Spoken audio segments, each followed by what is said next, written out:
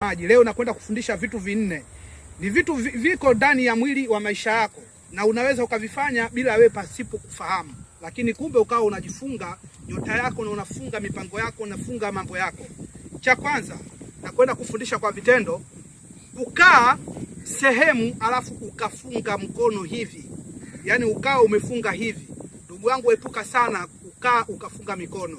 Unapofunga mikono yako hivi, tayari kiroho umeshaweza kusogeza nguvu zako mbali sana na ulimwengu.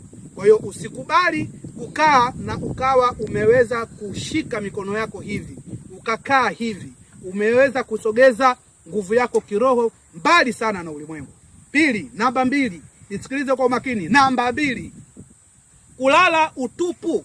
Kulala utupu. Manake hata kama ukiwa chumbani kwako, utakiwi kulala bila nguo yoyote ile. Unapokuwa unalala pasipokuwa na nguo yoyote, manake uko wazi kabisa. Ndugu yangu, hiyo inasogeza sana nguvu yako ya kiroho katika uso wa dunia. Lakini pia namba 4, kuwa na nyumba yenye buibui. Kukaa na nyumba ambayo ina buibui, imetanda mabuibui, bila kusafisha ukawa ni mazoea yako. Ndugu yangu, unajisogeza sana katika mafanikio ya kiroho. Unajisogeza mbali sana katika mafanikio ya kiroho katika uso wako wa dunia. Lakini tunamalizia namba 4, kutoka nyumbani kwako kukutana na mbwa, ukapishana naye asubuhi, kwamba ndio kitu chako cha kwanza kukutana nacho.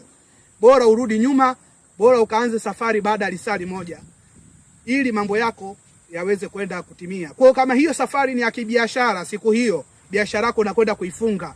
Kama ni ahadi yako unakwenda kuifunga. Kama ni mapenzi unakwenda kuyafunga.